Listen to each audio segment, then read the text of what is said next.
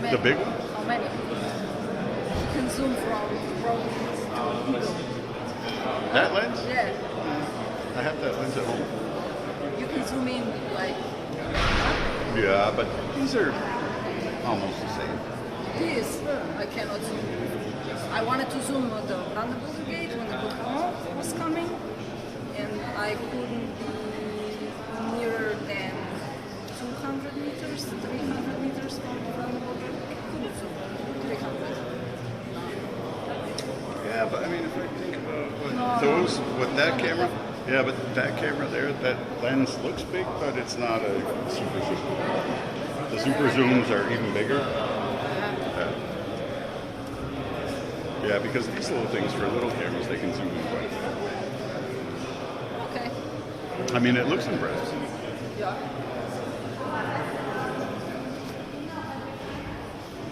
Yeah, actually, I have to sell that. I never use it anymore.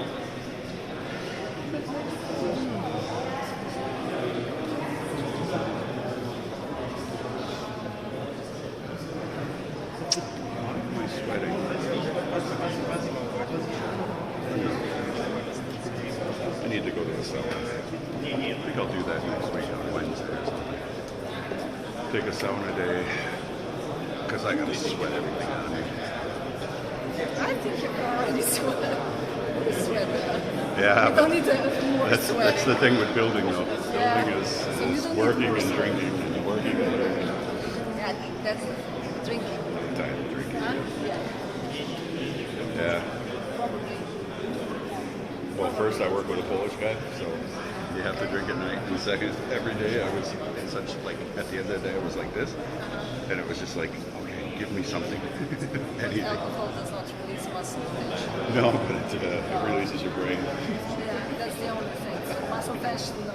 You need something else. I did protein shakes every morning. Cool. Oh, are you on speaking terms with Claudia? Yeah, we spoke after 10 days. It was really funny because 10 days of not speaking, she sent a message, hey, wie geht's dir? And I said, okay, give her a quick call, and I called her. And I was like, hi, and I was waiting for, this isn't working, blah, blah, blah. Yeah. No, I got 20 minutes long how her job is and the people who work there and how annoying it is and this and this and this. And then finally after 25 minutes she asked how I was doing and I said, fine. I'm a little tired from building and stuff. And that was it. I was expecting a little different conversation. Like, this can't go on like this. I mean, it probably can't go on like this, that's for sure, but Yeah. she misses you, I guess. No, she talked about herself for 20 minutes and then asked how I was doing. Healthy. It was just like we talked the day before, Same exact conversation.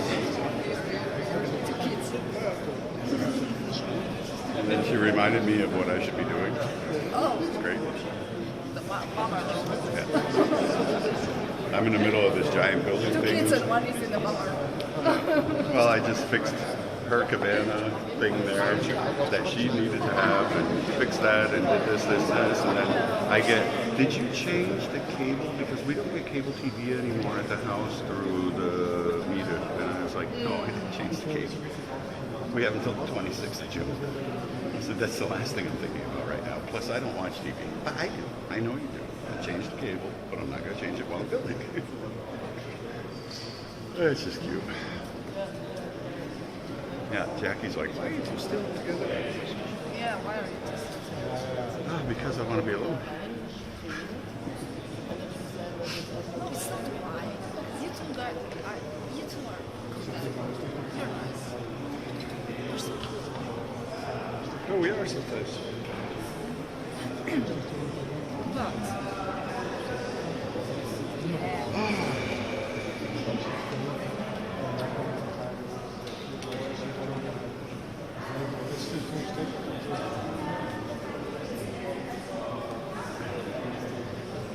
Oh, that was was nice to see Jackie. I realized I hadn't seen Jackie forever. So she with you for like a day and a night?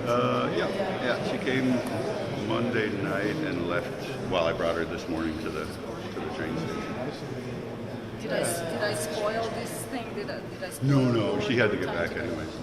She had to get back today anyways. She had to be back for university at 1 o'clock, so that worked out perfect. And then I just set it up, just knowing I was coming back to Berlin. I just set it up so I could close the house down. I brought her and traveled in Berlin, took the dog out, took a nap, had a sandwich, and then came here. I'll make sure you will earn some money, Joe, because you have to make up for May. Oh yeah. To make up for May. Just got You my did like bill. one thing in May? Yeah, I think so. Yeah, I know. Which is okay. I mean, I wanted to. I was on TV all the time. Sometimes in front of a poster, but okay. No. We'll make it good in June. Yeah, sure. There's. Yeah. No, and it worked out really well because. because, yeah, 24 hours. Oh yeah. I mean 18 hours. 18 hours one day, 18 hours the other. So we're there overnight, right? Yeah, one night. Yeah. And the hotel is not in the city center. Don't ask me, it's like 6 kilometers away. You can't find anything in the city. Not for our budget.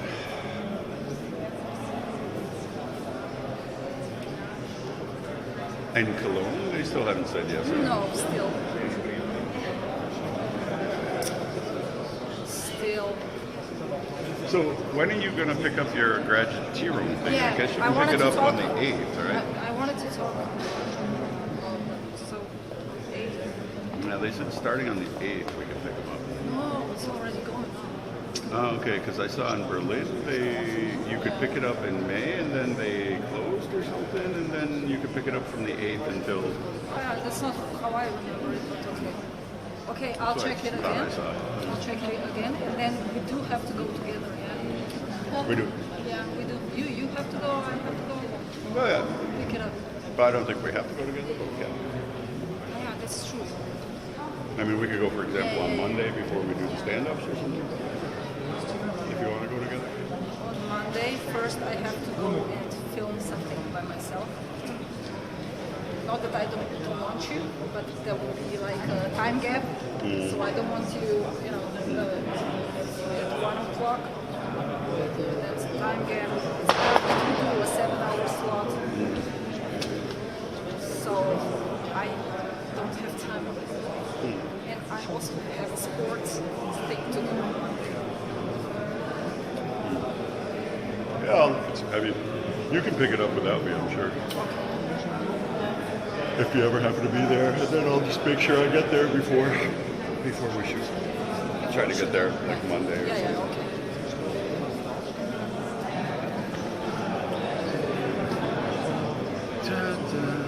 So, what's the time?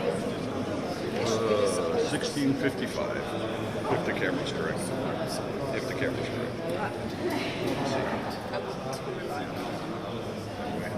Oh, 16:55. because you set it up the other time. Yeah, so that means if there's something that's interesting, if you look at your phone, it's the same time that you'll have the time code here.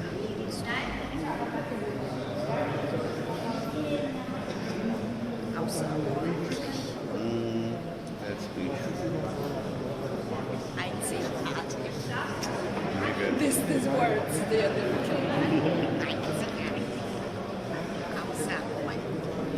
Well, I'm glad we didn't tell Jackie that Lindner's here. She hates him. Thinks all of his political decisions and his savings and everything else is just going to hurt everybody. Yeah, but does she know how the money is made and how it is, how the economy works? Does she know how inflation is? Yeah, she's starting to get it, but she thinks that basically what all the politicians are doing right now Yeah, in Germany, are agreeing with the AfD. They're having this Schuldenbremse. prices to burn. But on the other hand, today his suggestion came out about the Steuererleichterung Freibetrag. It will go up, so now it's around 11,000, then it will be 12,800 something. Which is good for student workers and stuff. For all of you guys who work in Germany. Yeah, it won't really affect me. Yeah, okay. But for those, the small verdieners that make under 11,000, they don't make any money It's anyway. Freibetrag. It's for all of you. Oh yeah, Steuer. My Steuerberater has become so incredibly expensive. What? What is expensive? My Steuerberater, the guy who does our taxes. Ja, Steuerberater. Ja, Dienstleistungen are expensive. Yep. But I mean, he's raised his price. It's about a 600 to 700 euro difference. More. I usually pay him around 1,200, 1,300 a year. We just got a bill for 2,000. And I worked for less and had everything better organized. It's too much. We're going to have to cancel a bit of it. But it's since he moved into Prince Lauerberg, into the same house that he lives in, and probably bought the apartment in the bottom. And his wife has a physiotherapy place there. And So you think that's the reason why he... he's got to make some money now. Yeah, but you can't do that like this. Just Yeah. raise prices. Because then you risk your everything. Do you lose customers? Yep, that's what's going to happen. Because I mean, he put down every poops. We went in, when I bring him the paperwork, it's to show him the stuff, and then he puts down a half an hour Moroccan time for 180 euros. Like, okay. That's so expensive. Sometimes I ask myself, why aren't I like something like that? Because I can't be I that mean, it boring. would be. I don't know. I'm capable of such things. Yeah, it may be cool. I would learn well. Why aren't I a doctor or something? There's a lot of stuff. I know, but I was like the best in my class. I know how to study it. Well, for us in America, that would be a lot of money. Yeah, that's the same problem in Slovenia. I didn't want to be a burden on my mom for 8 or 10 years. Because she was a single mom, I had to go out and make some. I know what you mean. But that's the only reason why I did choose medicine, because it's classical. But now I'm like, why? I could be 2 years more calm. Early retirement. Nobody was really Yeah. nobody was talking to me about this. My cousin went into the Navy when he was 20, and he's retired as well. With a great retirement.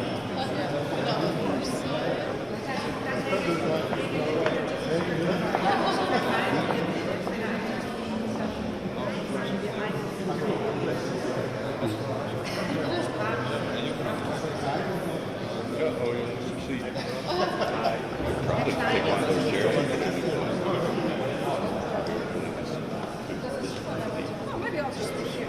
Although I have a seat reserved. I mean, they know how many guests there are. What they ate for breakfast,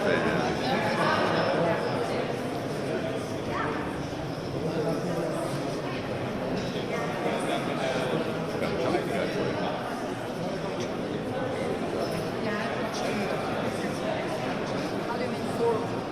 What do you mean for?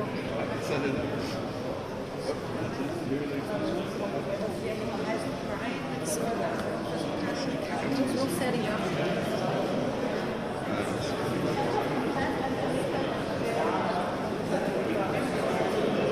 I'll find a place to sit.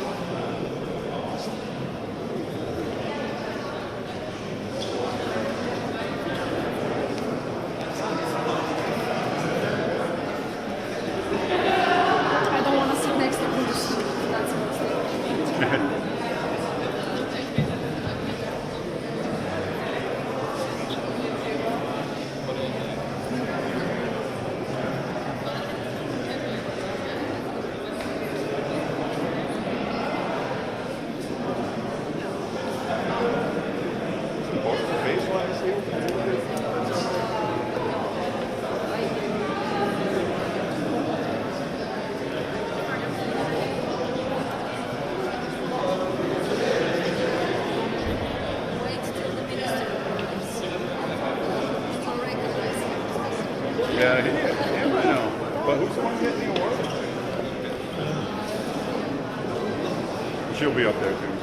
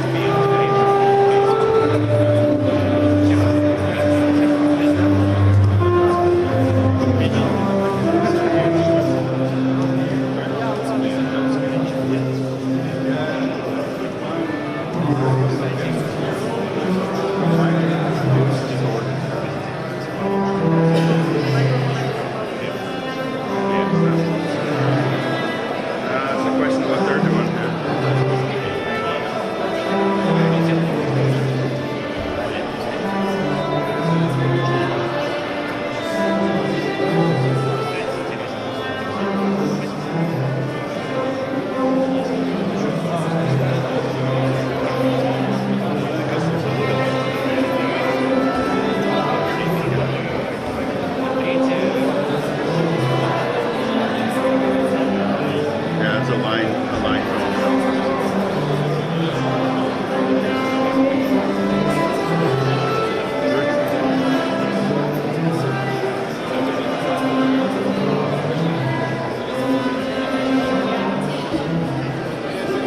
phone.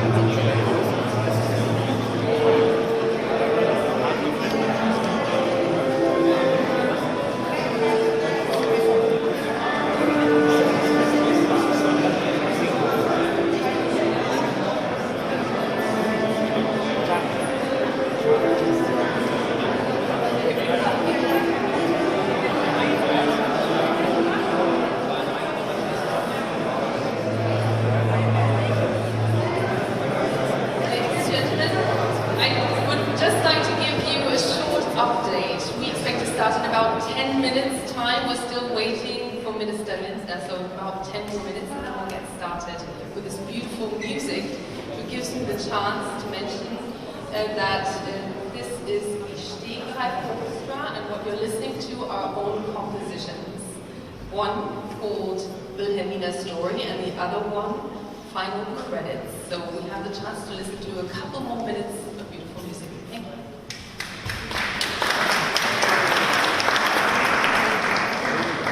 Thank you.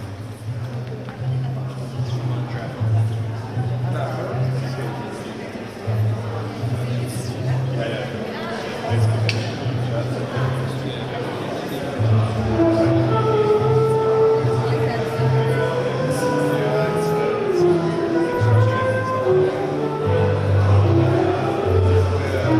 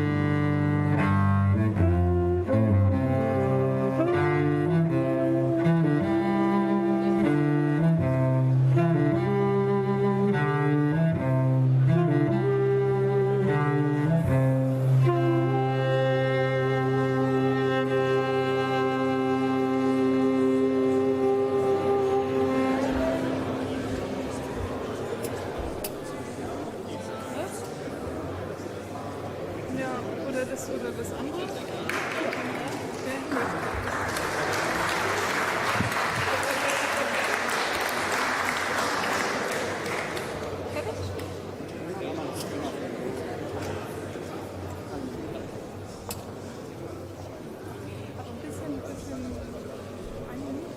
Okay, gut.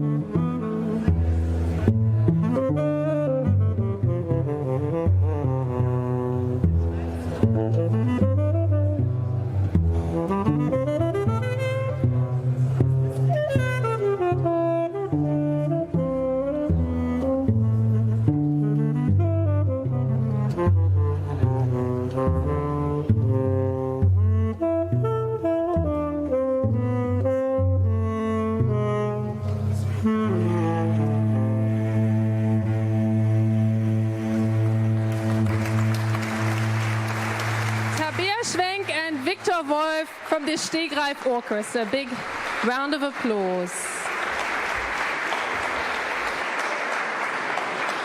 And welcome Minister Lindner, welcome Yulia Navalnaya. Minister Lindner, you're slightly late today, but I can tell everybody from personal experience that whenever it was about the cause of Alexei Navalny, of freedom in relation to his cause, his wife's cause, you always found the time for journalists. So I want to mention that along with welcoming you here today.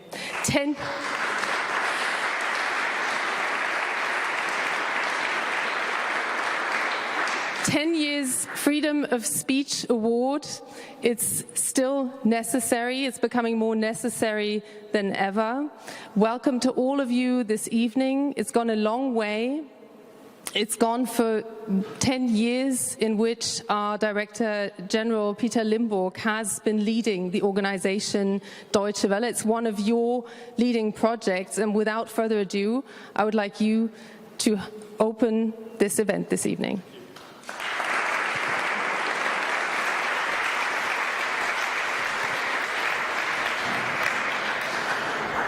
Federal Minister, dear Mr. Lindner, members of Parliament, Excellencies, members of the boards of DW, dear guests and colleagues, dear award winners Ivan Zhdanov and the Anti-Corruption Foundation, and dear Yulia Navalnaya. It is a pleasure and honor to welcome you all to the 10th annual DW Freedom of Speech Award. This award recognizes those people who are most passionate about freedom of expression and freedom of the press. The Anti-Corruption Foundation and Yulia Navalnaya are dedicated to bringing light into the darkness of the corrupt and murderous system of the current Russian government. Thank you for your important work. I'm convinced, and with me all the management of DW, that you truly deserve this award. And I'm not alone in this opinion. Leading Democrats from different parties across the German Parliament share our views. Liebe Yulia Navalnaya, ganz herzlichen Glückwunsch zum DW Freedom of Speech Award. Ich gratuliere herzlich. Ich gratuliere Ihnen ganz, ganz herzlich. Ich gratuliere ihr von Herzen. Ich freue mich mit Ihnen. Sie haben es wirklich verdient. Und seien Sie gewiss, wir sind in Ihrem Kampf um Freiheit, um Demokratie, um Rechtsstaat an Ihrer Seite. Und wir unterstützen Sie so gut wir können. Nach all dem, was Sie und Ihre Familie haben erleiden müssen, nach dem, was Ihrem Mann geschehen ist, nach all den Jahren der Entbehrung und all den anderen schrecklichen Dingen, die Putins Regime ihr und Ihren geliebten Leuten angetan hat, ist es nur gerecht. Sie steht mit einer Haltung und mit einer Würde für genau diesen Kampf. Dafür kann ich nur danken und gratuliere vom Herzen zu diesem Preis. Sie haben Ihren Mann in all den Jahren begleitet, unterstützt, auch in Russland Demokratie durchzusetzen. Das haben wir nicht nur hier in Deutschland mit großer Begeisterung, auch mit großer Bewunderung beobachtet. Sie sind auch Vorbild für uns hier, mutig die Meinung zu äußern und immer an die Demokratie zu glauben. Russland ist ein imperialistischer, kolonialistischer Staat, der einen verheerenden Vernichtungskrieg gegen die freie und demokratische Ukraine führt und seit Jahren die kritische Zivilgesellschaft kriminalisiert, unterdrückt, inhaftiert und ermordet. Umso wichtiger ist, dass wir immer wieder auch die Menschen ermutigen, die für ein besseres Russland eintreten.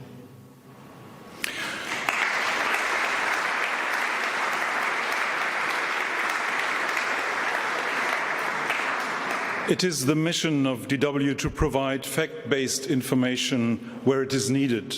That means also to Russia and Ukraine. Ukraine is a victim of Russia's aggression. While it seems that many Russian citizens believe the state propaganda, millions of people there do not. Those citizens of Russia demand and need the support that international media like DW can offer. Unbiased and objective information reaches them online via satellite and social media. The Russian authorities are trying everything to block our content, and they have learned much from the Chinese, who are unfortunately very successful in blocking the open, free internet. I can only advise all Western democracies to invest more into the freedom of the internet and to support the development of technology for circumventing such censorship. Content from free and independent media must reach people in Russia now and in the future. By presenting this award to Yulia Navalnaya and the Anti-Corruption Foundation, we are also sending a clear signal to our Russian audience. We as DW will not abandon you. We will do everything to provide you with unbiased, fact-based journalism. I wish you, dear Yulia Navalnaya and Ivan Zhdanov, all the best for you and your families. And may your mission be ever successful. Thank you.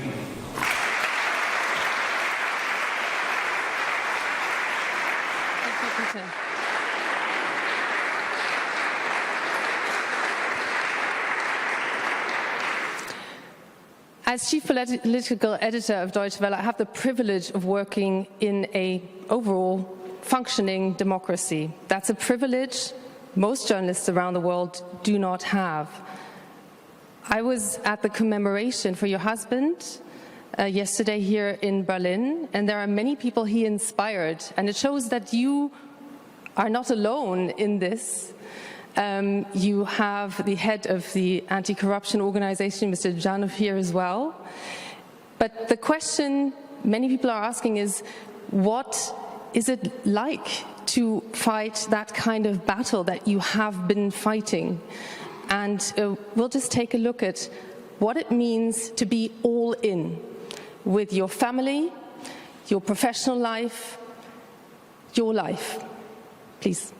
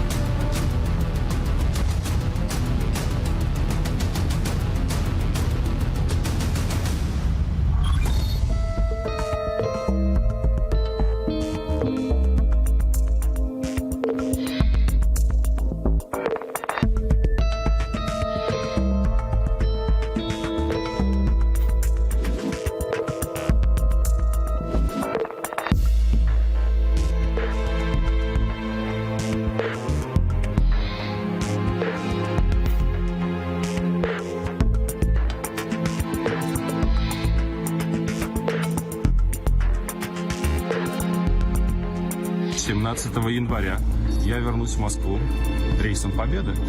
Встречайте.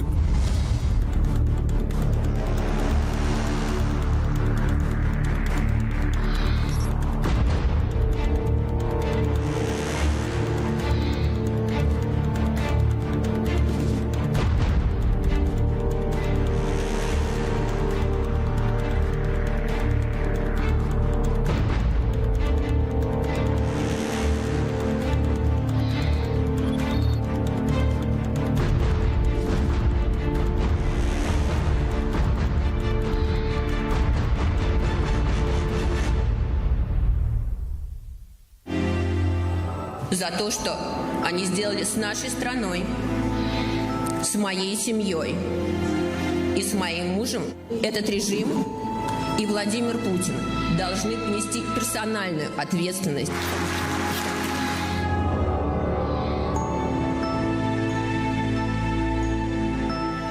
My husband will never see what the beautiful Russia of the future will look like.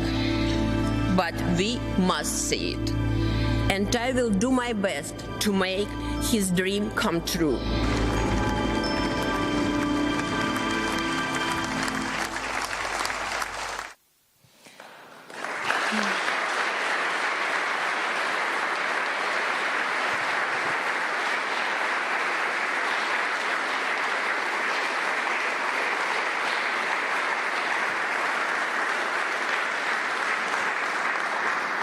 Mrs. Navalnaya, you are surrounded by people who want to make this pledge come true. Ivan Janov is one of them. We're about to hear from him. You paid the ultimate price, but there's a lot of harassment. Mr. Janov, when the Kremlin couldn't get hold of you, they arrested your father, your 69-year-old father, who's since been released. So there's a lot we don't hear about, and that isn't even reported. At the same time, when your anti-corruption NGO was shut down, Deutsche Welle knows how it feels, in Russia, you just started up internationally. And that's been your response, and we're very keen to learn what you have to say and to share with us here today on your struggle for freedom. Please.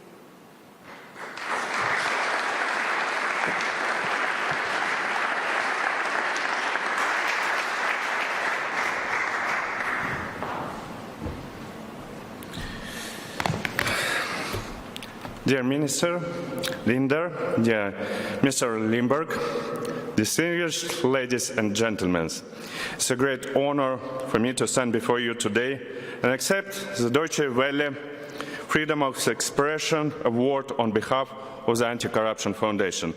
This award is a recognition that means a lot to us, everyone at the foundation. When I joined the Anti-Corruption Foundation, exactly 10 years ago, Alexei Navalny was under house arrest. Perhaps I should have realized at that moment that working for the foundation would not be easy. Every employee had a hard road ahead of them. But I'm sure that if each of the employees had been asked, knowing the hardship that awaited us, whether they would agree to join the foundation, the answer would have firm and clear, yes. Alexei Navalny is the bravest man, the most intelligent leader, and the most outstanding politician I have ever known. He founded the Anti-Corruption Foundation with a simple but powerful idea. Corruption is destroying our country and undermining democracy. To improve our country, corruption must be defeated. But there was more to that idea. Alexei believed that a small group of professionals could change everything and make our country into a completely different place. A country where human rights are respected, where peaceful transfer of power is possible, a country where you want to live. We were looking for any opportunity, any chance to achieve these goals.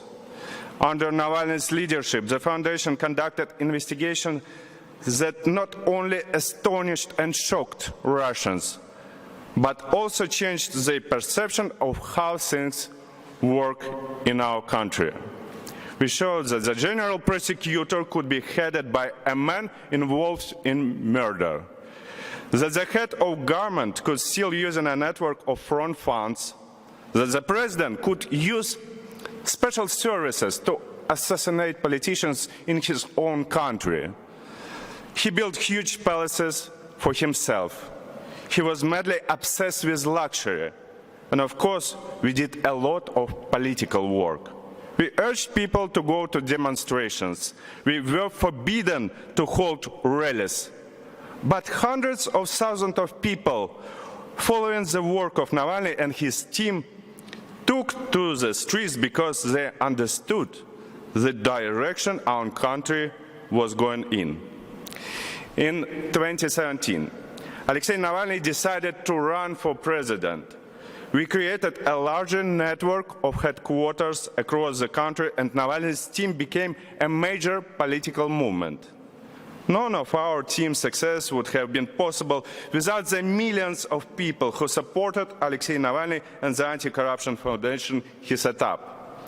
The Anti-Corruption Foundation is first and foremost these people, and this award, the Anti-Corruption Foundation, is of course an award to all these people and their efforts. The foundation used every opportunity available, even when things were very difficult, even when our offices and homes were raided by police every month, even when our bank accounts were frozen, even when Alexei Navalny and many of our staff were detained for months, we continued to work. After 3 years of hellish conditions in prison, Alexei Navalny was brutally murdered. Many of our colleagues are now in prison. We are now in the third year of a war which shows no sign of ending. Of course, sometimes the pain of loss seems too great. Sometimes you want to give up. Sometimes we make mistakes. Sometimes it feels like we are at a dead end. But from the moment Putin invaded to Ukraine, we talked with people inside Russia. We talk about war. We talk about what is going on war. Despite the total clampdown in Russia on any public discourse on the matter. Even now, there are brave people in our country who are willing to help up with our activities despite the risk of going to prison. We pinpoint the crooks and corrupt officials who are directly responsible for what is happening in Russia and call for them to be personally censured. We will continue our work. In our Moscow office, the door to Alexei Navalny's room was always open. Any member of staff could come up with an idea if this idea could bring us closer to the beautiful Russia of the future. Alexei especially loved ideas related to new technologies. It's difficult to list all the projects Alexei Navalny came up with, even just those from when he was in prison. I confess that sometimes I was even afraid to open letters from Alexei Navalny when he was in prison. You would open a letter and there would be any new plan, any new tasks that you should to get done ASAP. And I would tell that those letters are so missed right now, actually. And it's unlikely that our foundation will remain the same after Navalny's murder. It's too great a loss for us. But we will keep on fighting now together with Yulia Navalnaya, who has so bravely taken on the huge responsibility of continuing Alexei's work. And in our fight, thank you.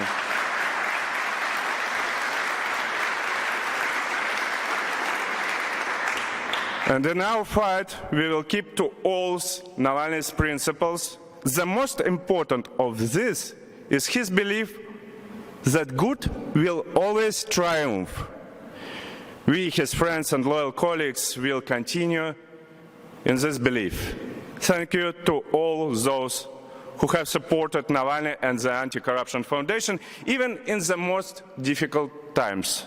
Thank you for paying recognition to our work with this honorable award. Thank you.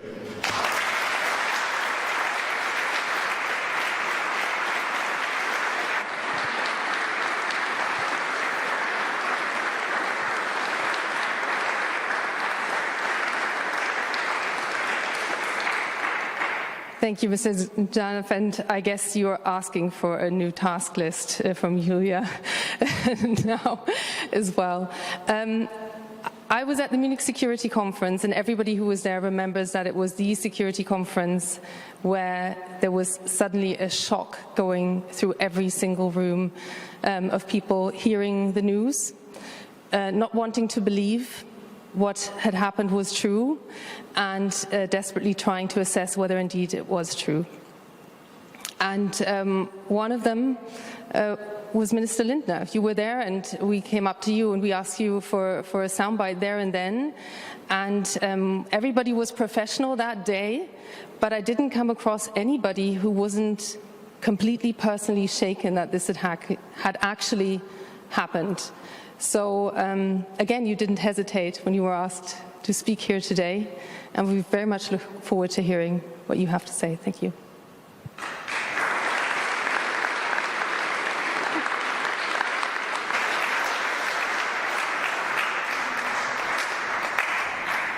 Ladies and gentlemen, thank you for your patience. I had to participate in a meeting of the European finance ministers. Currently, we are working on ways to use the capital flows from the frozen sovereign assets to further strengthen the support of Ukraine. So in a way, my delay has been connected to this award. Dear Julia, dear Ivan, Mr. Limburg, ladies and gentlemen, honored guests. In one of the letters that he wrote last year, Alexei Navalny mentioned that he was reading the book Fear No Evil by the former Soviet dissident Nathan Sharansky. In the Soviet Union, Sharansky spent 9 years in a Siberian gulag. And Alexei wrote, "While reading this book, I sometimes have to shake my head to get rid of the feeling that I'm reading my personal file." In this book, which was published in 1991, Sharansky observed that the virus of free thought was spreading in prisons, and he expressed his fervent hope that the KGB does not find an antidote to this virus. Last August, Alexei came to the sobering realization that Sharansky was wrong. In Russia today, free thought is being fought far harder than it has been for a long time. Ladies and gentlemen, in that sense, Alexei Navalny was a super spreader of free thought. His aim was to, in a way, infect society in order to democratize and permanently immunize it against every form of oppression and autocracy. Like a virus, he was first isolated and then repressed in the most brutal way. In the end, the regime, I have no doubt, even murdered him. I'm sure that no one of us here in this room will ever forget where we were and how we felt when we have heard about his death. Utter dismay, powerlessness, and disbelief that this seemingly hero, who never lost his sense of humor despite terrible torture, passed away. Like Julia, and it has already been mentioned, I was at the Munich Security Conference when the news broke. It was no coincidence, I'm sure. Putin wanted to send a message to the world, but he was wrong. If he achieved anything, it was to strengthen our resolve. It was you, Julia, of all people, who gave us back our courage that day. For you to find the strength and determination in Munich to address the world was impressive, moving, and most inspiring. Today, Deutsche Welle is presenting the Freedom of Speech Award to you and the Anti-Corruption Foundation. It is an award that celebrates free speech and free thought, an award that reminds us of the meaning of democracy and the rule of law. Because we cannot take for granted any of these core values on which our society is built, even if in Germany we sometimes think that we can, with a certain arrogance. In Russia, you risk your life if you fight for them. This is what Alexei Navalny did. He went to prison because he was believing in freedom. He gave up his own freedom and the freedom of his family because he wanted to keep alive freedom of thought in Russia. He dedicated himself to the fight for a better Russia because he never lost hope. He paid for this dedication with his life. Yesterday was Alexei Navalny's birthday. He would have turned just 48. You, Yulia, who for decades, we saw the pictures, for decades fought as a strong partner side by side with Alexei, have now stepped into the spotlight in his place. With the support of the Anti-Corruption Foundation, you will continue to spread the idea and the value of free thought for a free, democratic, and eventually beautiful, even as you said, Russia. In your speech before the European Parliament, you reminded us in the strongest possible terms that it is the task of us all to fight for freedom and justice in Russia.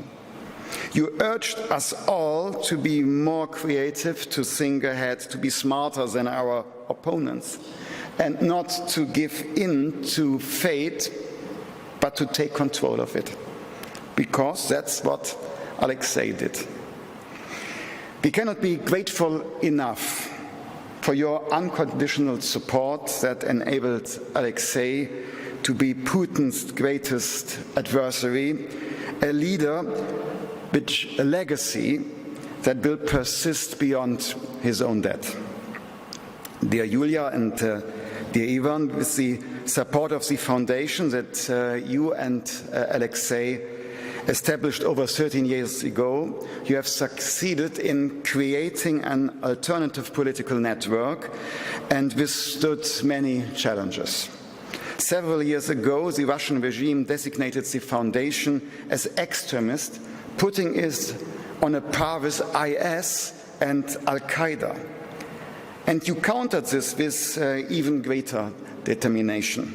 You continued to successfully carry out your important work in exile in Vilnius, providing between 18 and 20 million people with news and reports every month. Your list of 6,000 now includes the name of a far larger number of Putin's bureaucrats, friends, supporters, and oligarchs, and has become a symbol for the fight against Russian corruption.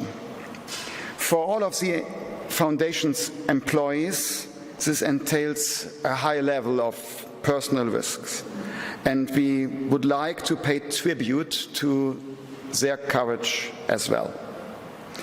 It is precisely the relentlessness of these regular updates to the list which sends the clear message that you won't give up. This relentlessness is, by the way, exactly what I was wanting to achieve with my weekly posts on Alexei's days in prison. Not only to support him in his efforts, but because I was personally impressed by him after I've met him when you stayed here in Berlin. Yulia and Ivan, your work is both a beacon of hope and a warning. On the one hand, it fills us with hope that there are courageous people in Russia outside Putin's system. People who believe that they can fundamentally change Russia and are prepared to work towards achieving this change. But this positive realization also serves as a warning. We must not condemn Russia per se, but Putin's politics. Because, as you put it so precisely, Yulia, Putin is not Russia, and Russia is not Putin. Putin literally silenced Alexei because he could not bring him to be silent. He killed him because he could not break him. But we live, you, Yulia, the foundation, and everyone who stands by your side will not give up on what we believe in. We will not give up the fight against Putin. Like Alexei, we remain convinced that Russia deserves a chance. Based on what we are believing in, we need to take responsibility, because only as a strong democracy we can successfully fend off attacks on our democracy and maintain public and political pressure on Russia's current regime. We can only achieve this by giving more publicity to the Anti-Corruption Foundation's work, by sharing information, supporting the foundation with donations, and by shining a light on its tireless efforts to fight disinformation through awards like today's Deutsche Welle Foundation Freedom of Speech Award. Ladies and gentlemen, despite many uncertainties, we must not lose sight of the fact that time is on our side. It is a fact that Putin's time in office will come to an end one day, which makes it all the more important that Russia is prepared for democracy when the time comes. Ladies and gentlemen, in the long term, the will to be free will always prevail over oppression. In Alexei Navalny's letter, which I've quoted at the beginning of my speech, he wrote,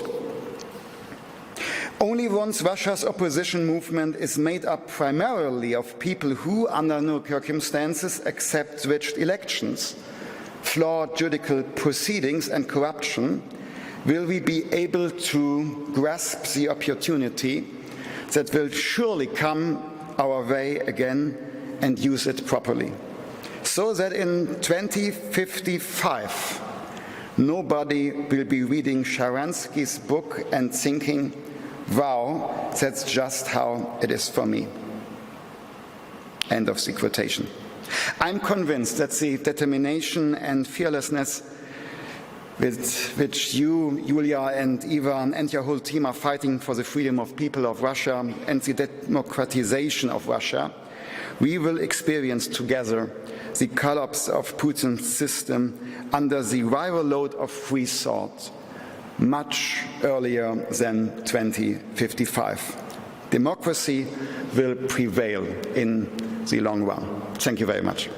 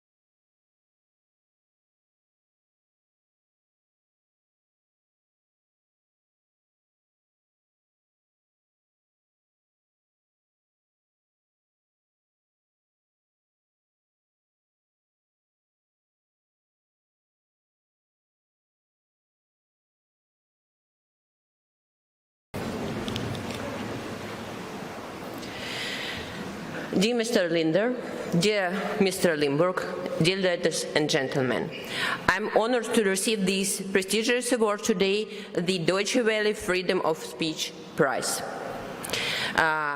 It is important to share it with the team of Anti-Corruption Foundation, which my husband, Alexei Navalny, founded 13 years ago. And it's important because of all these 13 years, freedom of speech has been the most important weapon and the most important faithful ally. During these years, Putin has destroyed elections. During these years, Putin has prohibited protests.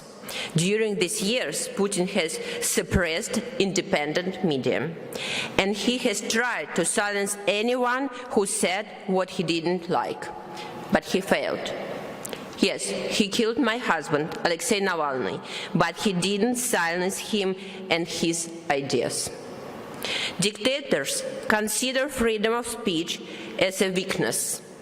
They perceive it as freedom of spread misinformation, as freedom to lie.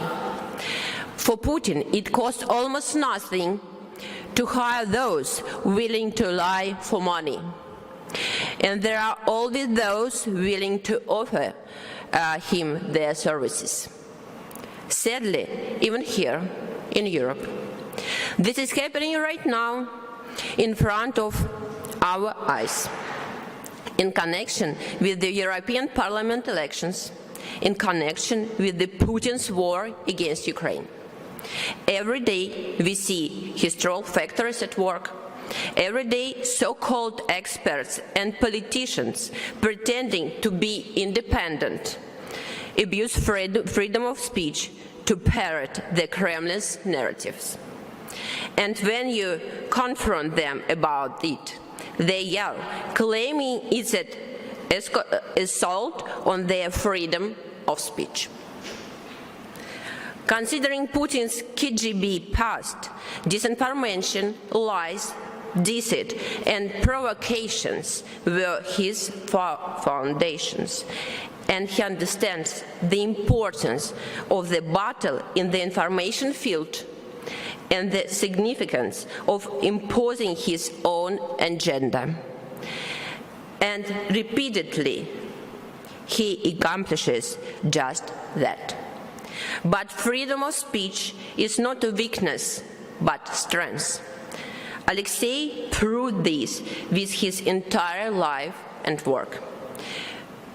When he wasn't afraid to speak, in court, in prison, risking everything, believing that sincere words will defeat any lie, showing how honest speech brings hundreds of thousands of people to the streets in a country where it seemed there was no space left for public politics, showing how the truth makes even an all-powerful dictator tremble with fear. This is one of the most important lessons that we must learn. We shouldn't fear of speaking the truth. We shouldn't fear making truth our weapon against propaganda and lies.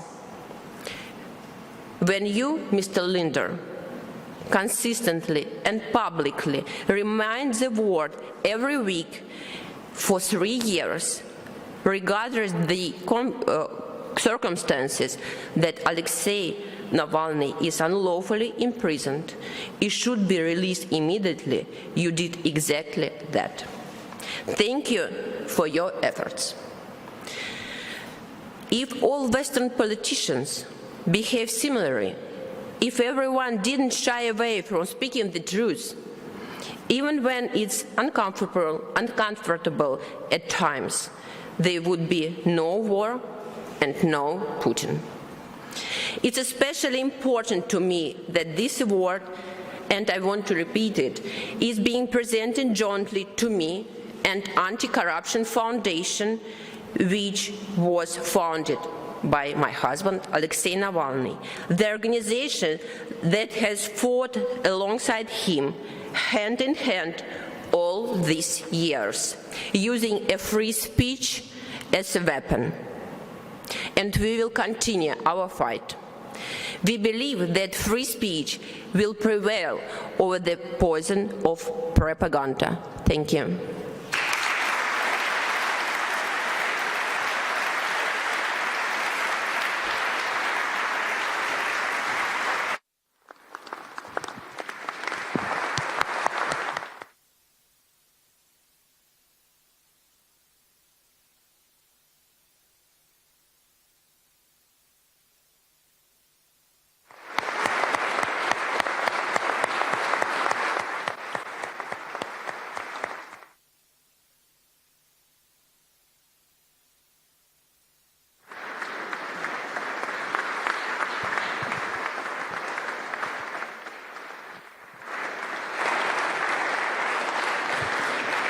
Thank you very much. This concludes the official ceremony, and